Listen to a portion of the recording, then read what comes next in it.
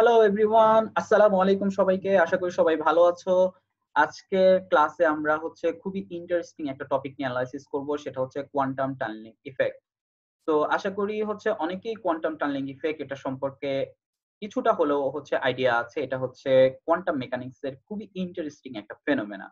তো basically quantum tunnelling effect আমরা যদি অ্যানালাইসিস করতে চাই, আমাদের লাগবে কনসেপ্ট অফ কোয়ান্টাম মেকানিক্স এবং এটার ম্যাথমেটিক্যাল ইকুয়েশন যদি আমরা বের করতে চাই, তাহলে আমার লাগবে আ শ্রোডিঞ্জার ইকুয়েশন, যার মাধ্যমে তাদের প্রবাবিলিটি আমরা বের করতে পারবো। বেসিক্যালি টানেলিংটা কি? টানেলিংটা আম কোন একটা পার্টিকেল পাস করে যাবে থ্রু এ পটেনশিয়াল ব্যারিয়ার। একটা যদি পটেনশিয়াল ব্যারিয়ার থাকে, সেই ব্যারিয়ার দিয়ে পাস করে যাবে। ঠিক আছে? একটা পয়েন্ট থেকে আরেকটা পয়েন্টে। লাইক যদি এরকম একটা ব্যারিয়ার থাকে, তাহলে এই পয়েন্ট থেকে সে পাস করে এই পয়েন্টে চলে আসবে। Go through this one. So এটাকে বলতেছি কি? Tunnelling in terms of quantum mechanics. So quantum tunnelling তাহলে কি? এটা একটা non classical behaviour. Non classical behaviour যেটাকে ক্লাসিক্যাল ফিজিক্স দ্বারা এক্সপ্লেইন করা পসিবল না। তো তাহলে তাদের ইকুয়েশন গুলো কি এবং কোয়ান্টাম টানেলিংটা কি, এটা সম্পর্কে আমরা ডিটেইলস একটু জানার ট্রাই করি। সো রাইট সাইডে আমরা যদি এই ফিগারটা একটু দেখি, তাহলে আমরা কিছুটা আইডিয়া পাবো। ক্লাসিক্যালি যেটা আমরা অ্যানালাইসিস করতে পারি, ধরো এই পয়েন্টে একটা রোলার কোস্টার আছে বা একটা গাড়ি আছে। সো এই পয়েন্ট থেকে যদি তার একটা এনার্জি থাকে, এই এনার্জি দিয়ে সে বি পয়েন্টে আসতে পারে, এটা পসিবল, এবং এনার্জি কনজারভেশন অনুসারে সি পয়েন্টেও কি আসা পসিবল। দেন আমরা যদি ডি মাইনাস এ যদি এই পরিমাণ এনার্জি যদি এক্সট্রা দেই, দেন কি এটা মুভ করা পসিবল। কিন্তু আমরা যদি এভাবে চিন্তা করি, এটা কি সরাসরি এই পয়েন্ট থেকে সি পয়েন্ট থেকে সরাসরি ই পয়েন্টে আসা পসিবল? ই পয়েন্টে আসা পসিবল না। কারণ কি, এই এনার্জি ব্যারিয়ারটা কি খুবই হাই। এই কারণে কি এই পয়েন্ট থেকে এই পয়েন্টে আসা পসিবল না। কিন্তু in terms of quantum mechanics, যেটা অ্যাটমিক স্কেলে ইলেকট্রন কি এই পয়েন্ট থেকে এই পয়েন্টে আসা পসিবল। তো এই ঘটনাটা কি আমরা বলতেছি কোয়ান্টাম টানেলিং ইফেক্ট। তো কোয়ান্টাম টানেলিং ইফেক্ট এরকম একটা আমরা যদি অ্যানালজি করি, অ্যানালগাস একটা ইভেন্ট আমরা চিন্তা করি, তাহলে এই ফিগারটা আমরা একটু দেখব। সেটা কোন একটা ইলেকট্রন বা কোন একটা ওয়েভ, সেটা মুভ করতেছে নেগেটিভ এক্স থেকে, ও আসতেছে, এন্ড দেন কি এই বরাবর এক্স ডিরেকশন বরাবর ও মুভ করতেছে। ঠিক আছে? এন্ড মুভ করার পর সে তাদের ইলেকট্রনের বিহেভিয়ার গুলো কিরকম হবে সেটার উপর ডিপেন্ড করে আমরা ইকুয়েশনটা ডেরিভ করব।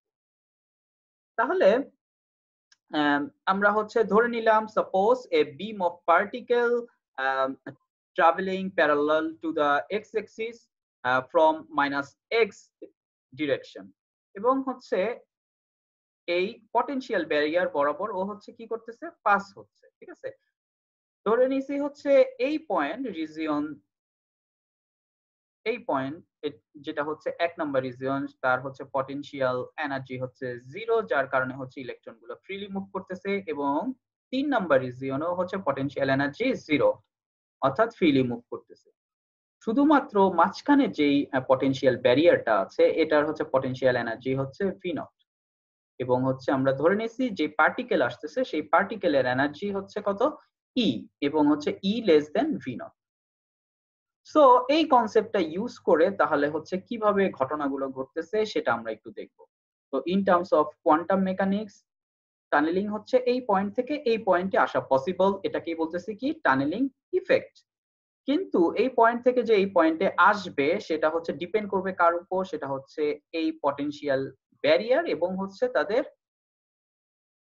যে ডিসটেন্স বা উইথ, এটার উপর ডিপেন্ড করবে। ঠিক আছে? তাদের প্রবাবিলিটি কি রকম হবে। তো বেসিক্যালি আমরা যদি তিনটা রিজিয়নের ইকুয়েশন যদি চিন্তা করি, তাহলে রিজিয়ন 1, রিজিয়ন 1 এ তাদের শ্রোডিঞ্জার ইকুয়েশনটা কি রকম হবে? Schrodinger equation d square psi 1x by dx square plus 2m by h cut square e psi 1x। এখানে v নট ইকুয়াল টু কত? v naught equal to 0। So এটাকে লিখতে পারি d square psi 1 x dx square plus k square psi 1 x, k square equal to কি 2m by h cut square, 2m e by h cut square. Similarly 3 number রিজিয়নেও হচ্ছে Schrodinger ইকুয়েশনটা এরকম হবে, d square psi 3x, আমরা হচ্ছে তাদের wave function দিলাম psi 3x by dx square plus 2m by h cut square e psi 3x equal to 0। So 2m e by h cut square কে k square ধরলাম। তাহলে এটা হচ্ছে 3 number রিজিয়নের জন্য তাদের ইকুয়েশন। তাহলে 2 নাম্বার ইকুয়েশনের হচ্ছে শ্রোডিঞ্জার ইকুয়েশনটা কি হবে, সেটা হচ্ছে যেহেতু v নট হচ্ছে 0 না এই পয়েন্টে, সো আমার ইকুয়েশন হবে e minus v not psi 2x। তাহলে এটাকে লিখতে পারি k1 psi স্কয়ার x। আমরা নতুন একটা টার্ম ধরলাম k1, কিন্তু আমাদের মনে রাখতে হবে e হচ্ছে কি লেস দেন v নট, অর্থাৎ v নটটা কি বড়। তাহলে v নটটা বড় হলে এই টার্মটা কি হবে, একটা নেগেটিভ হবে। তাহলে এটাকে কিভাবে আমরা হচ্ছে এটার ইকুয়েশনটা আমরা হচ্ছে লিখতে পারি, সেটা আমরা হচ্ছে নেক্সট স্লাইডে দেখব, ঠিক আছে। সো রিজিয়ন 1, এই রিজিয়নে তাহলে হচ্ছে ইকুয়েশনটা হচ্ছে d square psi 1x by dx square plus k square psi 1x equal to 0। তাহলে k equal to √2m e by h cut. এখন psi 1x ইকুয়াল টু, তাহলে সলিউশন কি রকম হবে, psi 1x equal two solution হচ্ছে a1 e to the power jkx plus a2 e to the power minus jkx। এখানে হচ্ছে দুইটা term, কিন্তু একটা টার্ম হচ্ছে ইনসিডেন্ট, আরেকটা টার্ম কি রিফ্লেক্টেড। আমরা হচ্ছে আগেই বলছি, সেটা হচ্ছে আমরা যখন হচ্ছে সলিউশন লিখি, একটা হচ্ছে in terms of in the direction of x, আর একটা হচ্ছে কি in the direction of minus x. তাহলে হচ্ছে দুইটা আমাদের হচ্ছে এক্সপ্লেইন করবে কি, একটা হচ্ছে প্লাস এক্স আর একটা হচ্ছে কি মাইনাস এক্স, ঠিক আছে। তো মাইনাস এক্স বরাবর যেটা আসবে সেটাকে আমরা বলতেছি হচ্ছে রিফ্লেক্টেড, ঠিক আছে। তো সেটা হচ্ছে কোএফিশিয়েন্ট হচ্ছে a2। রিজিয়ন 1 এর জন্য হচ্ছে আমরা ধরে নিছি a1 a2, রিজিয়ন 2 এর জন্য হচ্ছে আমরা ধরে নিছি b1 এবং b2, আর রিজিয়ন 3 এর জন্য আমরা ধরে নিছি c1 এবং c2। তাহলে তাদের ইকুয়েশনটা কি রকম, সো তাদের ইকুয়েশনটা হচ্ছে এরকম, psi 2x equal to b1 e to the power jk1 x plus b2 e to the power minus jk1 x। এটা হচ্ছে কি রিজিয়ন 2 এর জন্য। তাহলে রিজিয়ন 2 এর জন্য এই যে k1 স্কয়ার, এটা ইকুয়াল টু কি √2m e minus v naught divide by h cut. কিন্তু আমাদের কন্ডিশনটা কি, v naught হচ্ছে বড় কার থেকে, e থেকে, এনার্জি থেকে বড়, পটেনশিয়াল এনার্জি বেরিয়ারটা কি বড়। তো এটা যেহেতু বড়, সো আমরা লিখতে পারি v naught মাইনাস e। আমরা এখানে হচ্ছে ম্যাগনিটিউড থাকার কারণে হচ্ছে কি এখানে একটা নেগেটিভ চলে আসবে, এই নেগেটিভটাকে আমরা লিখলাম হচ্ছে কি j স্কয়ার, ঠিক আছে। তাহলে j square 2m v naught minus e by h cut. এই j স্কয়ার কে আমরা লিখতে পারি কি রুট ওভার সরায় দিলে j, আর এই অংশটাকে আমরা নতুন একটা টার্ম দিলাম, সেটা হচ্ছে আলফা। তাহলে এখানে হচ্ছে আলফা ইকুয়াল টু কি, আলফা ইকুয়াল টু হচ্ছে এই এতটুকু অংশ, root over 2m v naught minus e by h cut, এটাকে বলতেছি আলফা। এটা হচ্ছে রিজিয়ন 2 এর জন্য। রিজিয়ন 3 তে তাহলে কি হবে, রিজিয়ন 3 তে হচ্ছে d square psi 3x by dx square plus k square psi 3x equal to 0। এটার কোএফিশিয়েন্ট আমরা ধরলাম c1 এবং c2। e to the power jkx হচ্ছে প্লাস x ডিরেকশন বরাবর এবং e to the power minus jkx হচ্ছে minus x direction বরাবর। তাহলে এই ইকুয়েশনটা যদি আমরা হচ্ছে সলভ করি, তাহলে হচ্ছে আমরা psi 1 psi 2 psi 3 আমরা তিনটা ভ্যালু পাবো। এই তিনটা ভ্যালু হচ্ছে কি তিনটা ওয়েভ ফাংশনকে রিপ্রেজেন্ট করতেছে, যেখানে a1 রিপ্রেজেন্ট করতেছে কি a1 এবং a2 হচ্ছে রিজিয়ন 1 নম্বরের জন্য, a1 e to the power ikx হচ্ছে amplitude of traveling wave in plus x direction, a2 e to the minus x হচ্ছে amplitude of reflected wave in minus x direction, b1 e to the power minus alpha x কি, এটা হচ্ছে exponentially decreasing non oscillatory wave, যেহেতু কি আর যেহেতু হচ্ছে আমরা এখানে দেখছি সেটা হচ্ছে এটা কি এক্সপোনেনশিয়ালি ডিক্রিজ করবে এবং এটা হচ্ছে নন অসিলেটরি ওয়েভ, অর্থাৎ কোনো ধরনের অসিলেশন হচ্ছে না। এর আগের গুলো কিন্তু কি অসিলেশন হচ্ছে, এখানে পটেনশিয়াল ব্যারিয়ারে কোনো অসিলেশন হচ্ছে না। আচ্ছা, সো আর b2 e to the power alpha x হচ্ছে reflected wave within the barrier, আর c1 রিপ্রেজেন্ট করতেছে ট্রান্সমিটেড ওয়েভ, যেহেতু কি লাস্ট রিজিয়নে চলে গেছে amplitude of transmitted wave in region 3, আর c2 হচ্ছে 0, কারণ হচ্ছে there is no reflected wave. এখানে হচ্ছে কি c2 হচ্ছে নো রিফ্লেক্টেড ওয়েভ, অর্থাৎ শুধুমাত্র ট্রান্সমিট হবে। সো C2 হচ্ছে 0। এখন আমরা হচ্ছে সলিউশন বের করে ফেলছি। এখন এই ইকুয়েশনটাকে যদি আমরা আরেকটু মডিফাই করতে চাই আমরা, তাহলে হচ্ছে আমাদের কিছু বাউন্ডারি কন্ডিশন লাগবে। আমাদের আগের যেই ইনফাইনাইট পটেনশিয়াল ওয়েল ছিল সেখানে বাউন্ডারি কন্ডিশনটা ছিল কি, x = 0 তে হচ্ছে ψ1x = ψ2x, দুইটা কি সমান ছিল, রাইট? না, দুইটা সমান ছিল না, সেটা হচ্ছে ψ = 0 ছিল। কিন্তু যখন হচ্ছে পটেনশিয়াল ব্যারিয়ারটা হচ্ছে ইনফাইনাইট না, সেটা হচ্ছে ফাইনাইট কোনো ভ্যালু, অর্থাৎ হচ্ছে কি কোন একটা ভ্যালু আছে, তখন হচ্ছে দুইটা ইকুয়াল, বাউন্ডারিতে হচ্ছে দুইটা ইকুয়াল। আমি যদি এভাবে চিন্তা করি, সো এই বাউন্ডারিতে হচ্ছে যেহেতু কন্টিনিউয়াস হবে, ওয়েভ ফাংশনের হচ্ছে যে কন্ডিশন সেটা কি অবশ্যই কি হইতে হবে, কন্টিনিউয়াস হইতে হবে, সিঙ্গেল ভ্যালুড হইতে হবে। সো কন্টিনিউয়াস হওয়ার কারণে হচ্ছে এই পয়েন্টে হচ্ছে 1 নাম্বার রিজিয়ন এবং 2 নাম্বার রিজিয়নের যে ওয়েভ ফাংশন সেটা কি হইতে হবে, সমান হইতে হবে। সিমিলারলি তাদের হচ্ছে ডেরিভেটিভও কি হতে হবে, ডেরিভেটিভ বা স্লোপ সেটাও হচ্ছে কি কন্টিনিউয়াস হইতে হবে, ঠিক আছে? তো এই কারণে এই দুইটা সমান। তাহলে x = 0 তে হচ্ছে ψ1x = ψ2x, তাহলে x এর জায়গায় হচ্ছে 0 বসাবো। তাহলে সূত্রে যদি আমরা 0 বসাই তাহলে হচ্ছে আমাদের ইকুয়েশনটা এরকম দাঁড়াবে, a1 + a2 = b1 + b2। আবার আমরা যদি x = 0 এই পয়েন্টে আবার যদি ডেরিভেটিভ ইকুয়াল টু লিখি, তাহলে হচ্ছে d ψ1x dx = d ψ2x dx। যেহেতু এটা কি x = 0, তাহলে এখানে বলতে পারি কি x = 0। আবার সিমিলারলি এটার ক্ষেত্রেও কি x = 0। সো এটা যদি আমরা ডিফারেন্সিয়েশন করি, ফার্স্ট ডেরিভেটিভ বের করি, তারপরে যদি আমরা মান বসাই, তাহলে এরকম একটা ইকুয়েশন পাবো, যে a1 - a2 = alpha - b1 + b। Similarly x = a, এই পয়েন্টে আবার কি হবে, ψ2 = ψ3 এবং d ψ2 dx = d ψ3 dx, এটা হচ্ছে কি সমান হতে হবে। সো এই দুটো যদি ইকুয়াল করি, তাহলে বাউন্ডারি কন্ডিশনের ইকুয়েশন হচ্ছে এটা b1 e to the power minus alpha a plus b2 e to the power alpha a equal to c1 e to the power jk, c2 হচ্ছে 0। আবার যদি আমরা ডেরিভেটিভ করি, তাহলে alpha minus b1 e to the power minus alpha a plus b2 e to the power alpha a equal to jk c1 e to the power jk। তো এই হচ্ছে boundary কন্ডিশনের ইকুয়েশন গুলো হচ্ছে বিভিন্ন পয়েন্টে আমরা হচ্ছে বের করলাম। সো আমরা যদি এখন হচ্ছে এই কোয়ান্টাম টানেলিং এর হচ্ছে ট্রান্সমিশন কোএফিসিয়েন্ট বের করতে পারি, যে ট্রান্সমিশন কোএফিসিয়েন্টটা কি, ট্রান্সমিশন কোএফিসিয়েন্ট হচ্ছে কত পার্সেন্ট ইলেকট্রন আসলে হচ্ছে ট্রান্সমিটেড হয়েছে।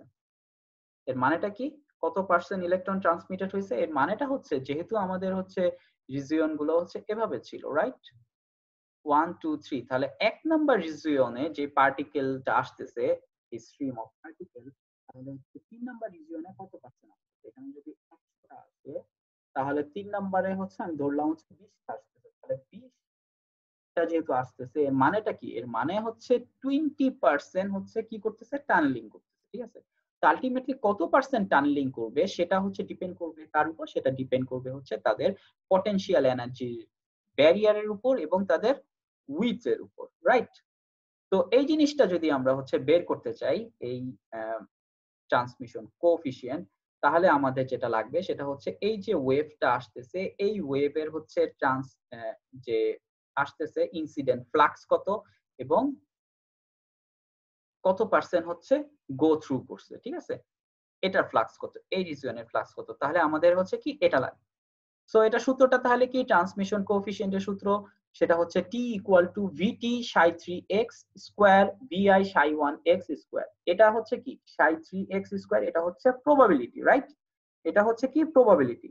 তো এটা হচ্ছে রিজিয়ন 3 এর প্রবাবিলিটি, অর্থাৎ হচ্ছে কত পার্সেন্ট আসতেছে, আর এটা হচ্ছে কি এক নম্বর রিজিয়নের হচ্ছে ইনসিডেন্ট প্রবাবিলিটি, আর এটা হচ্ছে কি পার্টিকেলের ভেলোসিটি, ইনসিডেন্ট ভেলোসিটি, আর এটা হচ্ছে ট্রান্সমিটেড ভেলোসিটি। তাহলে আমরা লিখতে পারি vt c1 square plus c1 square divide by v1 a1 square. কারণ হচ্ছে এক নম্বরের হচ্ছে থাকবে কি শুধুমাত্র a1, অর্থাৎ হচ্ছে a1 হচ্ছে আসতেছে, আর আমরা দেখবো হচ্ছে c1 হচ্ছে কি যাচ্ছে। A1 হচ্ছে আসতেছে এন্ড C1 কি যাচ্ছে। আমরা কিন্তু A2 হচ্ছে কনসিডার করি নাই। কেন করি নাই? আমরা আরেকবার যদি আমাদের মেইন ফিগারে যদি দেখি, দেখো A1 হচ্ছে কি ইনসিডেন্ট আর C1 হচ্ছে ট্রান্সমিটেড। তাহলে হচ্ছে কত পার্সেন্ট ট্রান্সমিটেড হচ্ছে? এটা হচ্ছে C1 স্কয়ার ডিভাইড বাই কি A1 স্কয়ার, রাইট? এবং তাদের সাথে গুণ হবে কি পার্টিকেলের ভেলোসিটি। তো যেহেতু আমাদের 1 নাম্বার এবং 3 নাম্বার রিজিয়নে হচ্ছে পটেনশিয়াল এনার্জি হচ্ছে 0, তাহলে হচ্ছে ফ্রিলি মুভ করবে এবং দুই ক্ষেত্রেই হচ্ছে তাদের ভেলোসিটি হচ্ছে সমান, অর্থাৎ incident velocity equal to transmitted velocity, অর্থাৎ vt ইকুয়াল টু vi। তাহলে এই দুইটা হচ্ছে কাটাকাটি চলে যাবে, তাহলে c1 square divide by a1 square. So এই যে ট্রান্সমিশন কোএফিশিয়েন্ট, এটা যদি আমরা বের করতে চাই তাহলে আমাদের যেটা লাগবে সেটা হচ্ছে কি, সেটা হচ্ছে সলভ করতে হবে বাউন্ডারি কন্ডিশন ইকুয়েশনস। আমাদের যে বাউন্ডারি কন্ডিশনের যে ইকুয়েশন গুলো রয়েছে সেগুলো সলভ করতে হবে। অর্থাৎ এই যে চারটা ইকুয়েশন আছে, এই চারটা ইকুয়েশন যদি আমরা সলভ করি তাহলে ওই ইকুয়েশনটা আমরা ডেরিভ করতে পারবো। তো যেহেতু এটা খুবই একটা বড় ইকুয়েশন, সো আমরা হচ্ছে এটা সলিউশনের আপাতত আমরা এখানে হচ্ছে ফোকাস করতেছি না, আমরা হচ্ছে এটা সলিউশনের যে ইম্পর্টেন্স সিগনিফিকেন্স এগুলো হচ্ছে আমরা একটু ফোকাস করতে পারছি। তাহলে এটাকে যদি আমরা সলিউশন করি t ইকুয়াল টু, আমরা যদি ভ্যালুটা বের করি c1 square divide by a1 square, তাহলে ইকুয়েশনটা হবে এরকম 1 বাই 1 প্লাস d sin h আলফা a হোল স্কয়ার। এটা হচ্ছে হাইপারবোলা, সাইনের হাইপারবোলা আলফা a স্কয়ার। তো আলফাটা কি? আলফা কিন্তু হচ্ছে কি একটা কোএফিশিয়েন্ট, রাইট? আলফা হচ্ছে কোএফিশিয়েন্ট না, আলফা হচ্ছে রিজিয়ন 2 এর যেই ভ্যালুটা, k1 ইকুয়াল টু কি j আলফা। সো এই হচ্ছে আলফা। তাহলে আমাদের ইকুয়েশন থেকে আমরা বুঝতে পারতেছি এই আলফার মাধ্যমে কি তাদের প্রবাবিলিটি কিন্তু হচ্ছে ডিপেন্ড করবে, ঠিক আছে? আর এই ডিটা কি? ডিটা হচ্ছে আমরা যখন সলভ করব, সলভ করার পর ডি ফাংশনটা হচ্ছে এরকম k square plus alpha square whole square divide by 4k square alpha square. And then k এর ভ্যালু এবং আলফার ভ্যালু যদি আমরা হচ্ছে ইনপুট দেই, আমরা যদি হচ্ছে বসাই, তাহলে ফাইনাল যে ইকুয়েশনটা পাবো সেটা হচ্ছে d ইকুয়াল টু v, এটা হবে v not, d equal to v not হবে d equal to v naught square divided by 4e v naught minus e। ওকে, তাহলে এটা হচ্ছে কি d এর ভ্যালু। তো আমাদের এই ইকুয়েশনটা একটু মাথায় রাখতে হবে। তাহলে এটা ইকুয়াল টু কত? 1 plus v naught square divided by 4e v naught minus e into sin h alpha a whole square। আচ্ছা, এখন এই sin a alpha a whole square এটা ইকুয়াল টু হচ্ছে e to the power alpha a minus e to the power minus alpha a divided by 2। তো যেহেতু alpha এ greater than 1, alpha এ greater than কি 1, যেহেতু খুবই বড় একটা ভ্যালু, তাহলে আমরা বলতে পারি ই to the power alpha a অবশ্যই কি much much much greater than e to the power minus alpha a. তাহলে এটাকে আমরা নেগলেক্ট করতে পারি। যদি নেগলেক্ট করি তাহলে আমরা এই সাইনের এই হাইপারবোলা এটা ইকুয়াল টু কি e to the power alpha a divide by 2। Okay, এই মানটা যদি আমরা এখানে বসাই, যদি স্কোয়ার করি তাহলে এটা হবে e to the power 2 alpha a divide by 4। তাহলে আর এটা ইকুয়াল টু কি হবে? এটাও ইকুয়াল টু হবে কি এরকম। তাহলে এই আমরা লিখতে পারি কি d by 4 e to the power 2 alpha a, আর এখানে একটা থাকবে কি 1। যেহেতু এই টার্মটা হচ্ছে অনেক বড় একটা টার্ম থাকবে, এই টার্মটা কি অনেক বড় একটা টার্ম থাকবে, তাহলে এই 1টাকে আমরা নেগলেক্ট করতে পারি। ওকে, 1টাকে আমরা নেগলেক্ট করতে পারি। তাহলে আমরা লিখতে পারি কি 1 বাই, এটা হচ্ছে 4 বাই d, 4 বাই d হবে e to the power minus 2 alpha a. এই যে 4 বাই d, এটাকে আমরা ধরলাম হচ্ছে নতুন একটা টার্ম টি নট, অর্থাৎ টি নট ইকুয়াল টু কি এখানে 4 by d,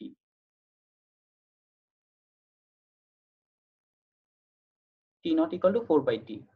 so T naught equal to 4 by d হলে তাহলে হচ্ছে মানটা কি রকম হবে 16 e v naught minus e divide by v naught square.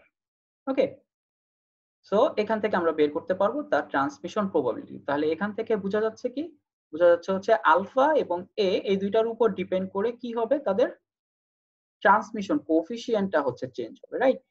তাহলে আমরা বুঝতে পারতেছি তাদের প্রবাবিলিটি হচ্ছে ডিপেন্ড করবে হচ্ছে তার পটেনশিয়াল উইথ এর উপর, এবং আলফাটা যেহেতু ডিপেন্ড করবে কি তাদের পটেনশিয়াল ব্যারিয়ারের উপর, যেহেতু হচ্ছে কি আলফার সাথে হচ্ছে পটেনশিয়াল ব্যারিয়ারের একটা সম্পর্ক আছে। ওকে, সো এখান থেকে আমরা বুঝতে পারতেছি তাদের হচ্ছে যদি পটেনশিয়াল ব্যারিয়ারের হাইট এটা যদি হচ্ছে বেশি হয়, তাহলে আমরা বুঝতে পারতেছি কি তাদের প্রবাবিলিটি হচ্ছে খুবই কম হবে। তাহলে এই ইকুয়েশনের হচ্ছে সিগনিফিকেন্সটা কি? এই ইকুয়েশনের সিগনিফিকেন্সটা হবে একটা পার্টিকেল যখন হচ্ছে ইনসিডেন্ট করবে এই ব্যারিয়ারে এবং হচ্ছে কত পার্সেন্ট হচ্ছে পেনিট্রেট করবে থ্রু দা ব্যারিয়ার, এবং কি কত পার্সেন্ট অ্যাপেয়ার হবে ইন রিজিয়ন 3। তাহলে এই ফেনোমেননটাকে আমরা বলতেছি কি টানেলিং, যেটা হচ্ছে কি ক্লাসিক্যাল মেকানিক্স এর যে সূত্র সেটার সাথে হচ্ছে কন্ট্রাডিক্ট করে। তো বেসিক্যালি এই যে কোয়ান্টাম টানেলিং ইফেক্ট, এই কোয়ান্টাম টানেলিং ইফেক্টের মাধ্যমে হচ্ছে সেমিকন্ডাক্টরের বিভিন্ন ডিভাইসের ক্যারেক্টারিস্টিক্স কিন্তু অ্যানালাইসিস করা যায়, যেমন হচ্ছে কি টানেলিং ডায়োড। সো আরেকটা হচ্ছে খুবই ইম্পর্টেন্ট একটা ফেনোমেনা আছে, সেটা হচ্ছে এসটিএম, স্ক্যানিং টানেলিং মাইক্রোস্কোপ। সেটাও কি এই কোয়ান্টাম টানেলিং এর ইফেক্টটা হচ্ছে ফলো করে। তো এরকম কিছু অ্যাপ্লিকেশন নিয়ে আমরা হচ্ছে নেক্সট আরেকটা হচ্ছে লেকচার করব, নেক্সট লেকচার। তাহলে আমরা বলতে পারতেছি transmission coefficient equal to T naught e to the power minus 2 alpha a, আর রিফ্লেকশন কোএফিশিয়েন্ট ইকুয়াল টু তাহলে কি হবে R equal to 1 minus T, এটার অপোজিট।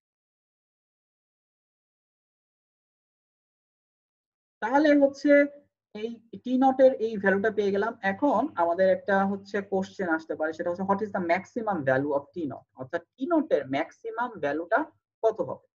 তো আমরা যদি একটু চিন্তা করি, সেটা হচ্ছে কোন একটা যদি হচ্ছে ম্যাক্সিমাম ভ্যালু যদি বের করি, সেটা আসলে হচ্ছে ইন টার্মস অফ ই, তাহলে আমরা হচ্ছে ম্যাক্সিমাম ভ্যালুর জন্য আমাদের কি লাগবে, ডিফারেন্সিয়েশন লাগবে। তাহলে আমরা যদি হচ্ছে ডিটি নট বের করতে চাই, dt naught in terms of te, এটা ইকুয়াল টু যদি আমরা 0 ধরি, তাহলে যে কন্ডিশনটা পাবো সেটাই সেটাই কি ম্যাক্সিমাম টি নট এর কন্ডিশন।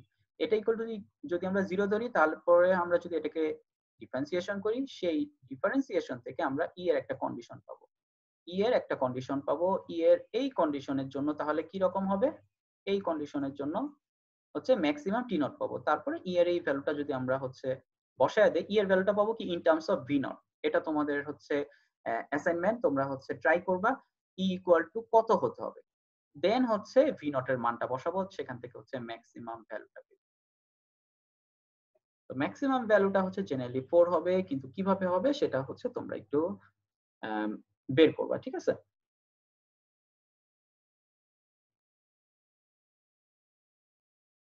তাহলে আলটিমেটলি হচ্ছে আমরা এই কোয়ান্টাম টানেলিং সম্পর্কে হচ্ছে একটা আইডিয়া নিলাম এখান থেকে।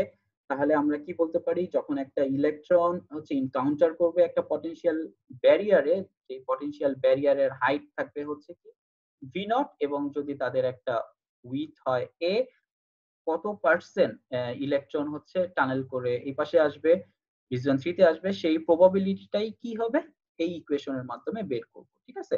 তাহলে এটা ডিপেন্ড করবে কি তাদের পটেনশিয়াল ব্যারিয়ার, তার এ এবং হচ্ছে ই এর উপর ডিপেন্ড করবে, ঠিক আছে। সো ব্যারিয়ারটা যত হচ্ছে ওয়াইডার হবে এবং কি হায়ার পটেনশিয়াল ব্যারিয়ার হবে, তখনই কি there is smaller chance of the electron tunneling, অর্থাৎ প্রবাবিলিটি কি হয়ে যাবে আস্তে আস্তে কমতে থাকে, ঠিক আছে। সো খুবই ইন্টারেস্টিং এই ফেনোমেনা। আমরা হচ্ছে ইকুয়েশনটা বের করলাম, এই ইকুয়েশনের মাধ্যমে আমরা হচ্ছে এক্সপ্লেইন করলাম। এটা হচ্ছে বাসায় সবাই ট্রাই করবা,